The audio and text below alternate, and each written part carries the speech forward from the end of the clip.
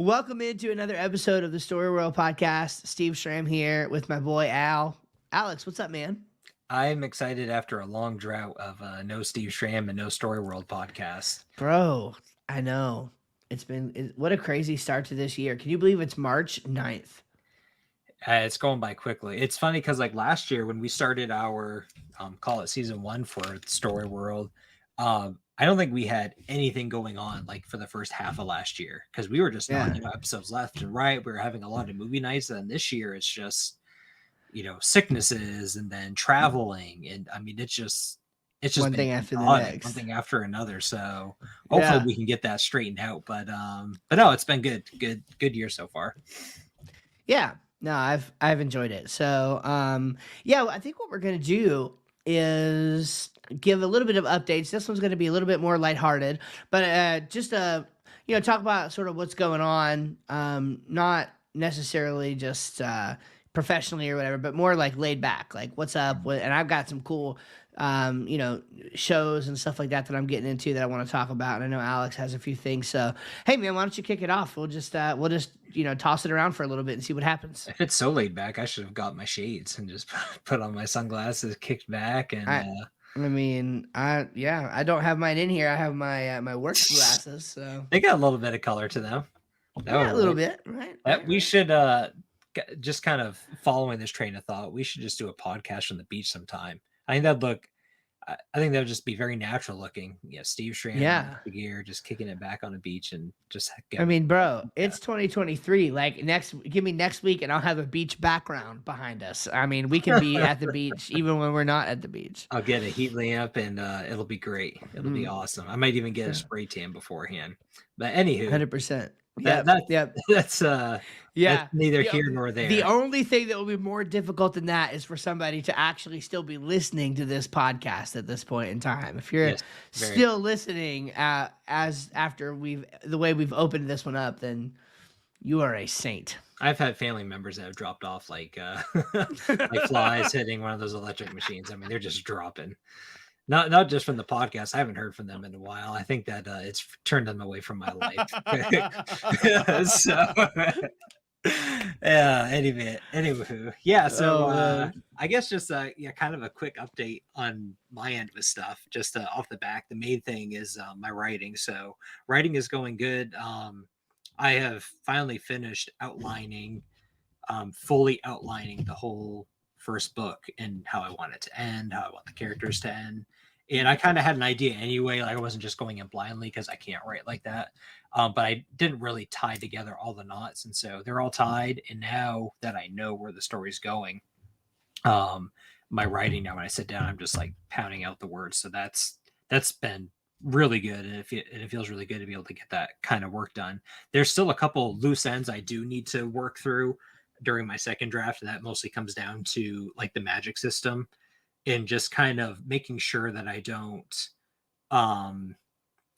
cross any lines or make any mistakes that will affect my future books. I kind of want to make sure my magic system is really set in stone good so that I can write this book and have it flow through and not rub up against my other books and what I do with them.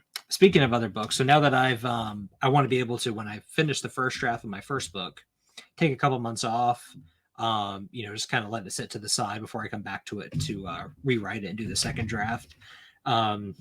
So what I'm doing right now to prep for that is writing the outline for my second book that I'll be doing once this first draft is done for my first book. So I'm really excited about this one. I've had an idea for a couple of years that I've been wanting to work with. It's very much I like all my books to be like very character focused and character driven. This one, in order for it to work, has to be very character driven and focused on like those emotions, and the payoff has to be based on that. So I'm really excited for it, and it can be good as long as I can deliver on it. So we'll see how good my skills are there. But just a couple updates with that, moving really quickly, moving really well, and so getting a lot of things done on that front. Yeah, I'm really excited to start to see a little bit more action come from that angle, like come to see your writing start to get out there. And I can't wait to read a bunch of it. Like, we've talked about it a lot, so Oh, I that's can't wait to another thing see the too. fruits of that labor. I've been working with an idea too on because I want to release some short stories, and so I don't know when that'll Mhm. be. I hope it's sooner rather than later. So I'm coming up with some ideas for that, and so short stories. I guess that might be. Oh gee, I don't know how many words I'd want that to be. I guess somewhere around the vicinity of like 30 to 40,000 words, something like that, give or take. Maybe a little bit less, a little bit more, but thinking of some ideas there too. So I'm hoping to have something for that at some point. Cool. Sweet. Um, I recently found out about a platform, and we could talk about this offline a little bit, because I meant to mention it to you, but hey, here we are. So let's talk about it here. We're here. Um, Absolutely. And this will help any writers who are listening, at least potentially. Have you ever looked into the platform called, I believe it's called Wattpad? Have you heard Mm, of that? no. So it's like YouTube for writing, mostly focused towards fiction. So, like, the big problem, because like we had talked about, even you wanted to like start a blog, and like, Yeah. we were looking at like even designing a website and do all that. Well, that is still not a bad idea, but the problem with that though is that there's no built-in engine for discovery, right? There's no way, unless somebody directly knows about your blog or finds it somehow through a Google search, which is probably going to be a little bit less likely Mhm. in the fiction world. There's no real way for new people to discover your writing.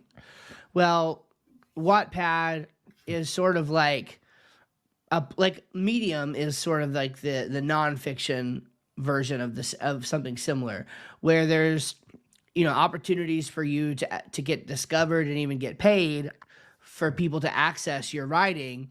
Some of it's free, some of it's paid. Substack even has a similar model, but this is like really a home for fiction writers to do that sort of thing. And so I don't know, it might be something Interesting. worth looking You'll have to into. send me the details on that. Yeah, I haven't heard of it. Yeah. Get that. Yeah, I will. We could talk more about it offline, but just anybody looking for a way to start like sharing your writing, like um, What's it called? it's What tab? I think Wattpad, I think. Wattpad. WATTPAD, if I'm correct. Wattpad. Yeah, Wattpad.com, the world's most loved social storytelling platform. Wattpad connects a global community of 90 million readers and writers through the power of story. So, It's really cool. um, Okay. yeah, it looks to be a neat place. So, Yeah, that's cool. Awesome. um, Looking yeah. forward to it.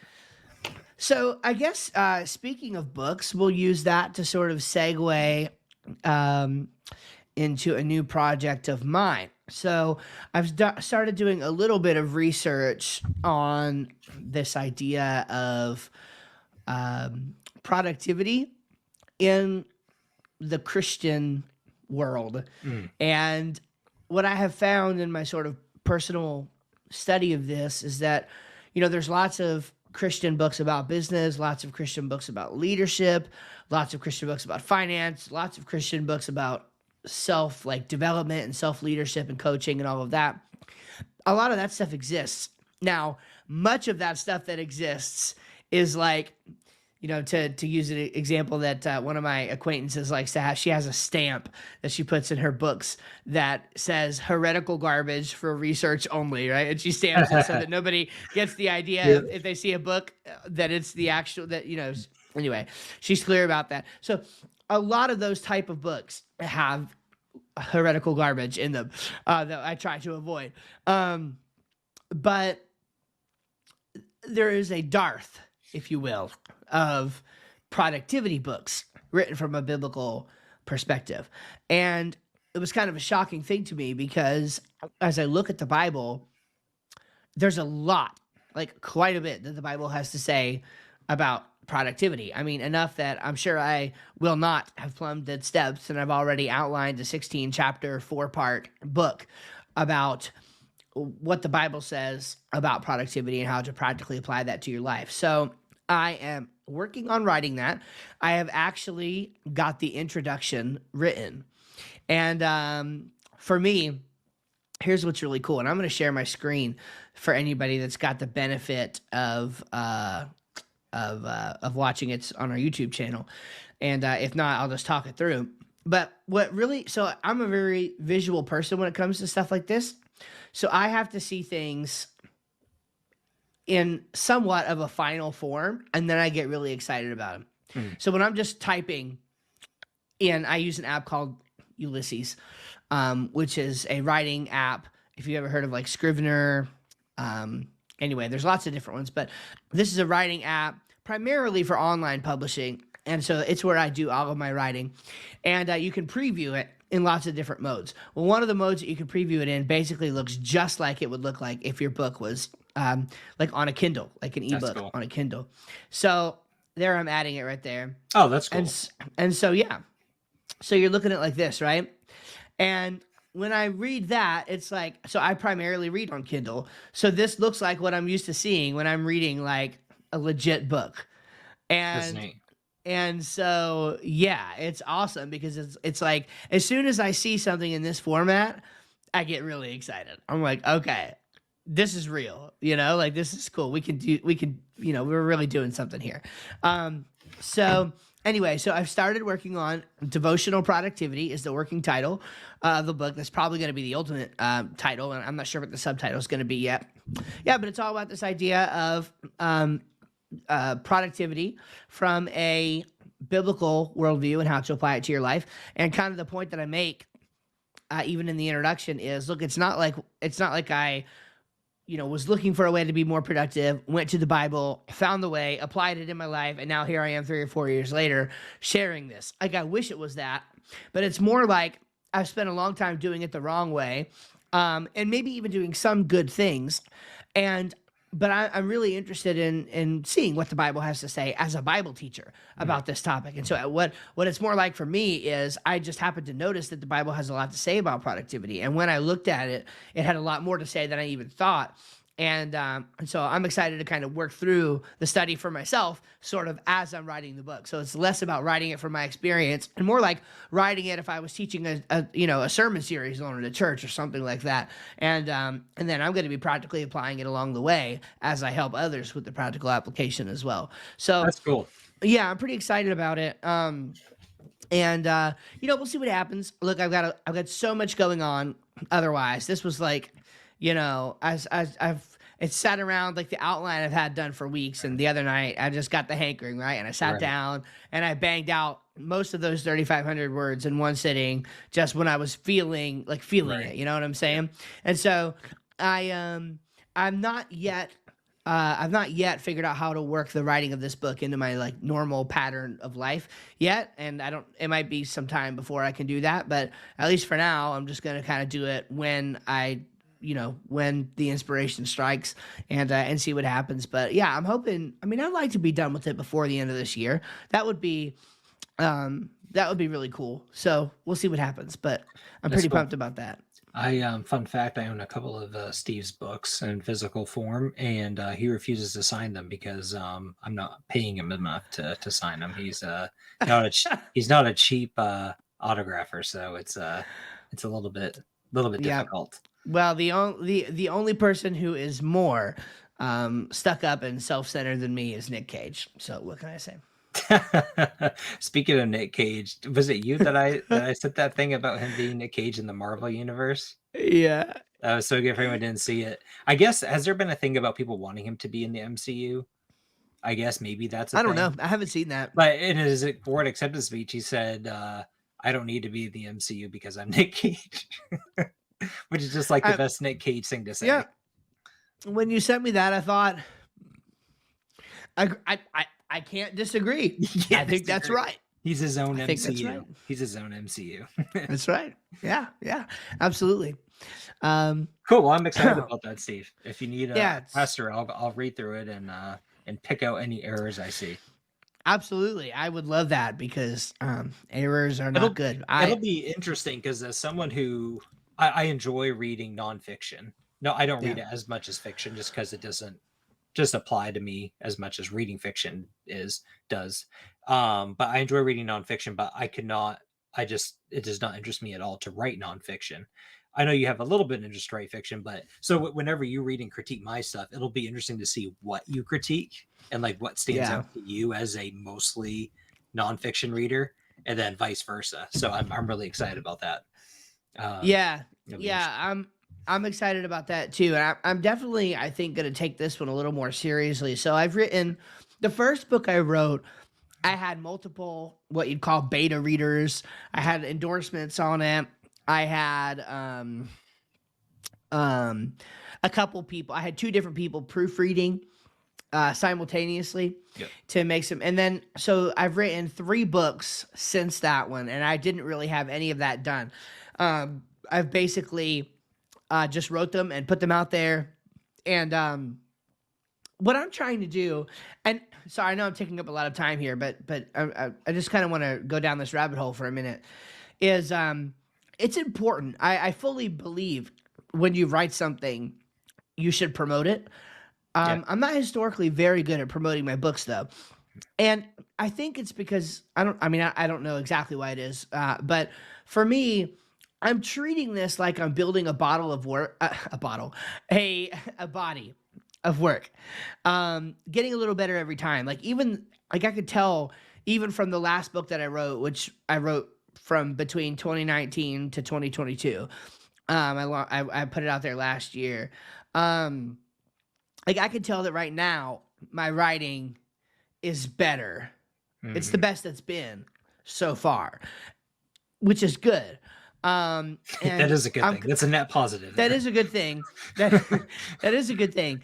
But I think what I'm really interested in doing is like, I'm almost playing a quantity, not over quality. That's not what I'm trying to say. I'm interested in having an author page on Amazon that's got 10 to 12 books. Like I want to be able to get my thoughts and my views on different things out there. And whenever the one thing hits, you know how this works. Like sometimes you just gotta write. I mean, you told me about this Brandon Sanderson. Like, how many times did he write a book before any even publisher picked him up or Yeah, I whatever? think it was 10 Like, books, which is just yeah. insane. See, you see, you have some people who are like they go like they do the first one, and it's a combination of knowing the right people, doing the right things, and frankly, either a little bit of either luck or Yeah. sovereign, Jesus juice or whatever you want to call it. But like that, some combination of those things happens when you have like, oh, this person like launched their first book ever and some super magic happened with it. For a lot of people, it doesn't tend to work that way. Yet, what I do see happen is a person will faithfully do what they're good at and continue getting Mhm. better at their craft. And then eventually something happens where something takes off. And then that whole body of work that they built, then people experience it, right? And Yeah. so I can see a day where I don't know, maybe I've written 12 books or 11 books or 20 books. I don't know what it is. Um, based just on things that I'm really interested in and that I have opinions to share. And then maybe whatever book, really gets out there. Maybe it's book 13. I don't know. And then everybody, goes back and sees, oh, well, he's got 12 other books. I want to see what he has to say there. And then it'll kind of pick up like that. So that's more what I'm banking on than just writing some great book. Who knows? This could be it, devotional productivity. This one might be the one that strikes a chord with people. And then they say, oh, well, he's got this book about why the Bible, why I've made the Bible boring and how to Yeah. unbore the Bible. So maybe I'll go grab that one. And, here's this one about why Christianity is true. Maybe I'll go check that one out. So that's kind of the way I'm approaching it. What I had to kind of think through is if I knew that my books would never be popular, would I still write? Like if really I Yep. could tell myself, hey, listen, like doesn't matter what you write, how often you write, it's never going to give you that money where you can either work from home or like makes really something out of it. Would you still write? And so I think that's if you're looking at anything as a hobby type thing like that you want something more out of, think about how much you actually love it, Yeah. It's and good. so that's a good kind of place to get to. I Anywho, agree. so just kind of So, switching gears a little bit more on the funner side, even though all that stuff is fun. yeah. I'm almost done with my I don't know how many times I've read through Lord of the Rings, but I'm almost done my other read through, and it's been a while since the last time I read it, and I had forgotten. Um, so the Peter Jackson films do an awesome job, and they stick a lot to the lore and keep it true. At the same time, though, I have forgotten how much stuff that they change that after reading the Lord of the Rings kind of like irritates me. There's some small stuff like I know that there's some things you have to cut out or add for film, and we had a whole episode on adaptions. Totally fine with all that, and but there was just like three instances, all character related, having to do with Aragorn, Boromir, and Um, Aemir. It, I'm like really, really blanking right now. Anyway, and so in the books though, they just the characters are just changed drastically from what Peter Jackson did. Like in the books, Aragorn is pretty much like set right from the get-go that, hey, listen, like I'm gonna be king of Gondor, like I'm gonna be king of, all of Middle Earth essentially at the end of Mhm. this. And like, that's my place and I am ready to take it. Whereas in the movies, he's like very resistant of it and wants to fight against it. And Mm. just something like that just really changes. I just think it just changes so much about the character that you see and how they're developed. And the same thing with Faramir and Aramir, how they just, yeah, it just, they get the axe on a lot of stuff in the movie. And so on some of those changes, I'm just simply just like not okay with. There's nothing I can do about it, but it's just Yeah. weird how you and I talked before on there are certain things that you need to give up with adaptions, um, but some Yeah. things that you don't have to give up or change, but for some reason the movies still do. And it's just kind of bothersome. I still Yeah. love the movies, they're great, but I just can't help but like notice those faults in them. Yeah. I hear that. I don't know. It's That's definitely a problem unique to both stories that are told via different mediums, but then also diehards who Mm, consume those stories on the different mediums. It's like for me, as of right now, I don't really have too much trouble with those things, but I know for you, they're um, a pretty big concern. So I don't know. It's hard to know. Like you almost have to just look at each thing for what it is and appreciate it that's kind for of what I how it do. is. When I watch You Lord of the know? Rings, I really do. Again, I'm not trying to like say that they're bad movies or like are not, respectful to the source material. I entirely do think that they are. Great care went into it. Peter Jackson's a big Lord of the Rings fan, and it shows. I just when I watch them now, I do kind of have to watch them as a standalone thing, separate from the book. Yeah. And they're great movies. I do love them still. It's just kind of funny stuff on what they just did decide to change.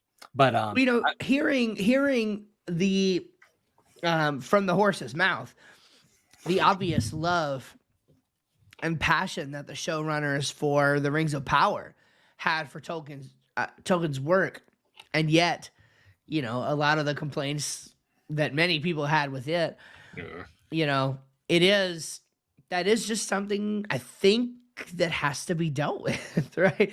It's just yeah. going to be a couple different worlds. On that note, you'll have to explain a little bit about this because I'm sure you've looked into it more than me. But am I seeing this right? Did I see something about a deal for new TV shows and movies and stuff? Is that legit? I don't know about TV shows. I know that for movies, WB said that they have like a few in development, or that more Lord of the Rings movies are coming your way. And a lot of people are upset about that. I don't know. Interesting. Yeah, I'm okay with it. I'm actually excited for it. Like if a good adaptation of Tolkien's work can be made, I am all for it. Like I don't think you can oversaturate with good material. Does that make sense? Yeah. Like if you can Yeah. consistently make good material, then keep it coming. I honestly would like, people don't like to hear this because Lord of the Rings movies were so good, but I think it would be really cool. Putting Rings of Power to the side, a Lord of the Rings TV show where it's literally the Fellowship of the Ring, the Two Towers, and the Return of the King.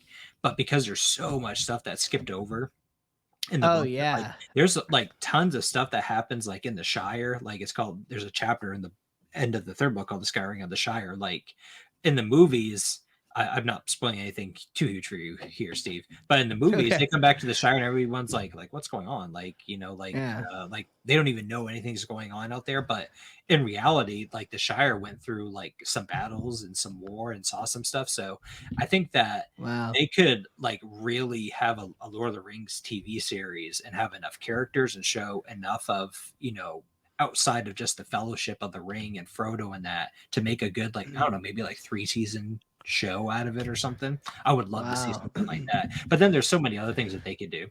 Um, I don't know if it'd be worth doing or exploring or if they have rights to it, but something in the Fourth Age would be really cool too. There's a lot of Hmm. untouched material there right after the events of Lord of the Rings. But anyway, I'm excited for it. So we'll just have to see what happens. Yeah. Well, to me, and this I think is a cool topic. I wrote it down, so we need to add this to our master list.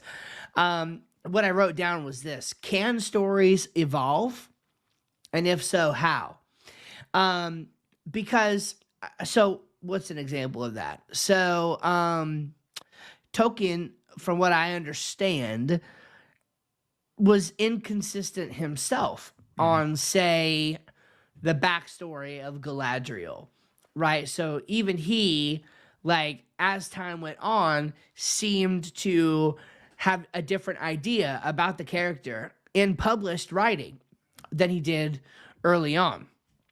And so, like, I just wonder about this sort of, I don't know, if there's a property of storytelling that is the evolution of the story for new modern audiences, not in a, again, I think it's, the real question is, right, is there a way to make it faithful to the beliefs and intent of the original, without necessarily, always copying the original, or like always staying faithful to it. Like, it's almost like determining the boundaries, what can change, what Yeah. should never change, but it does seem like, um some stories need to evolve over time just to be able to create new stories in the worlds. And I don't know, it seems like there's always a story to tell.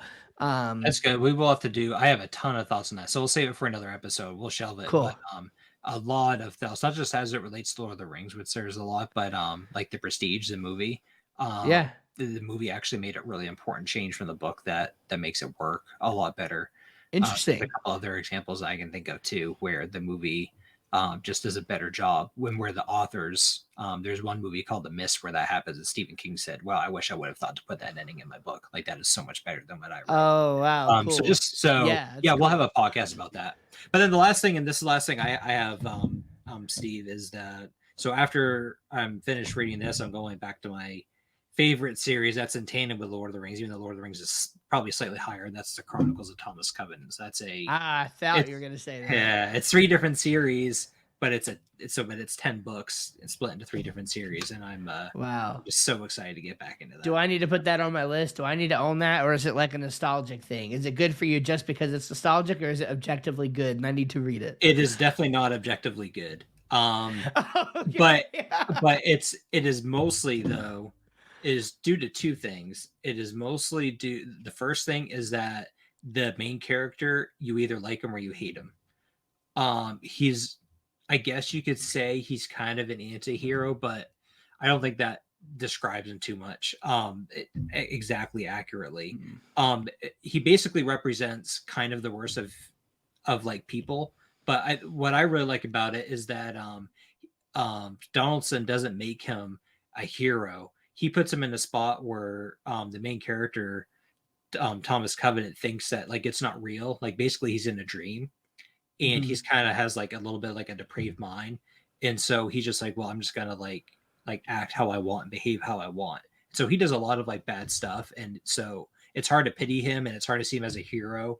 But people like, but Hmm. he is kind of like the savior in the book, and so um but people, so either you like him or you hate him, so that splits people. And then also um he Donaldson adds a lot of fluff to his writing, which he which I enjoy. I just like it because I grew on it. That's the nostalgic part, I think, where I enjoy his lavish descriptions of things and his extreme attention Gotcha. to detail. Sometimes the story stalls for the sake of him just kind of going on about, the surroundings and all that.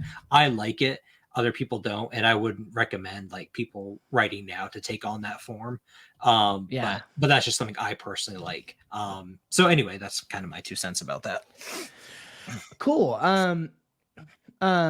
Take us Yeah, home, looking Steve. at it here, book one is $3.99 on Kindle. So I'm almost It's cheap. thinking, would I find out in the reading of book one whether or not I liked the guy and would want to continue with the books? You will find out within the first 1 to 3 chapters, 100%.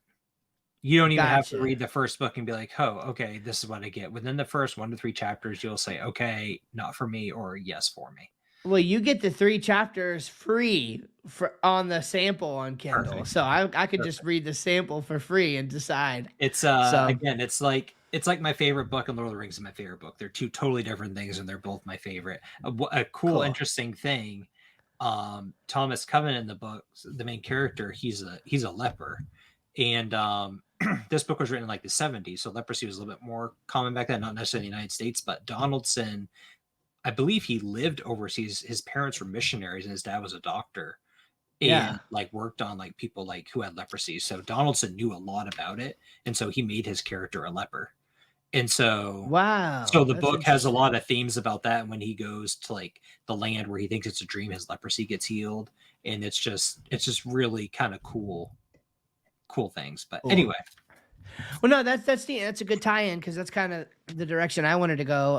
The thing that I leprosy. kind of wanted to end with here is I'm kind of in a nonfiction lull at the moment, just because I was in a pretty hardcore season of like a lot of nonfiction reading. Like for the past, I would Mm, say month and a half, I have been like laying it down. And what'll tend to happen is I'll come across this has happened a couple times in a row now, where like a few of the books that I've read are so impactful and so good that like I almost my brain doesn't want to make room, and I could just feel this mm, doesn't want to make room for anything new. yep. Like I'm like, oh yes, I could just pick up the next book and start learning about whatever nugget from that book. But like once I start to pile up things, like I've probably got 3 to 5 like significant things from the last few books that I've read that need to like be thought about more and Yeah. acted on and all of that.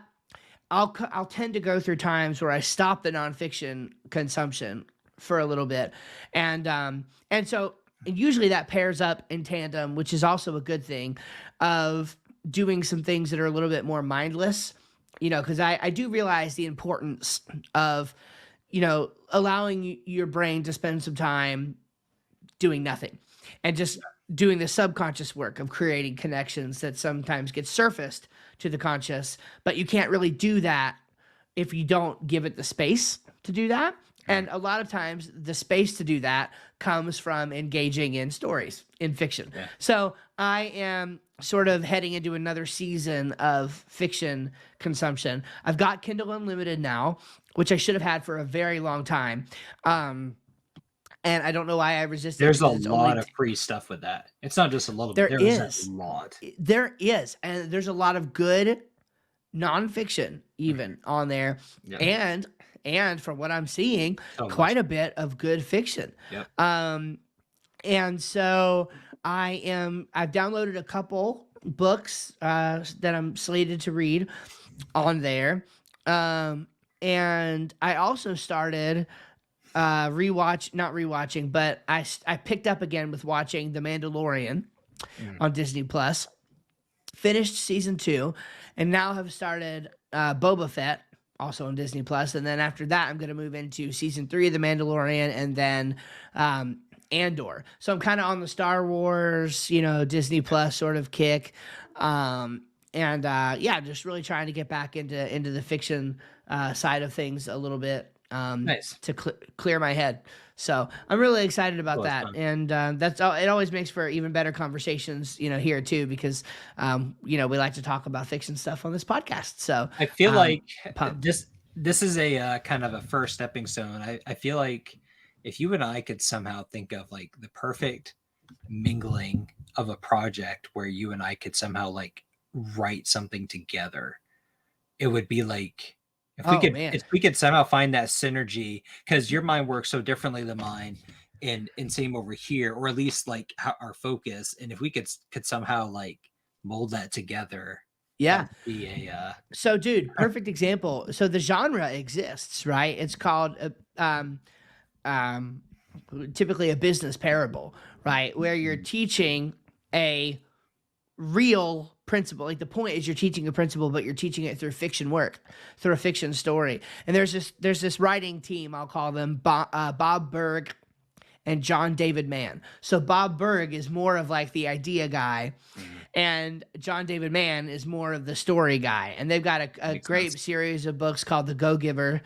series, and some others, and they're fantastic books. But yeah, it's sort of like the perfect blending of fiction teaching told through a nonfiction story, and it's really cool. I think it would be, or excuse me, uh, Terrific. Sorry. Yeah. nonfiction teaching. It's Yeah. really late. Nonfiction teaching told through a fiction story, and so that might be really cool to do Well, sometime maybe one together. day we'll be sitting in our Meat Tavern and working on something.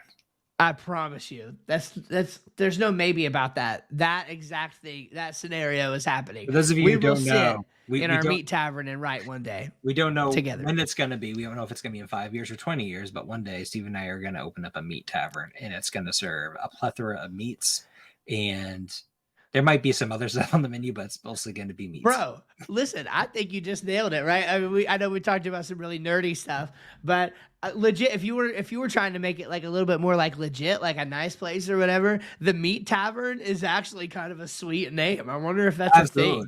thing. I'm sure it is out there somewhere, but we'll make it the better. Oh my gosh. I don't know. I don't know. It might not be. I bet you I can go buy the meattavern.com right now and get that joke. Anyway, How many websites do you have? uh 30? oh my gosh, 30? That bro, hold my beer. Yeah. Uh Oh it's a lot boy. worse than that. So, anyway, that's available. The meattavern.com is an available domain name. Let's see, Doing just it. meat tavern. Meattavern.com is an available domain name. I don't know. That kind of sounds like it's it. So, anyway, cool. All right, Steve. All right, my Thank you friend. again for another great time. Absolutely. Thank you again for another great time. I'm about to be having a little better time, even laying down and closing my eyes and go to sleep here in just a few minutes. So, pretty pumped about that. Sounds great, But, Steve. all And right, I'll see you man. tomorrow. Yes, I'm so pumped. Yeah, looking forward to it. It's going to be legit. All right, man. Have a good Uh, night, and we'll see you next time. Thanks, everyone. peace. Thanks, everyone. Appreciate y'all.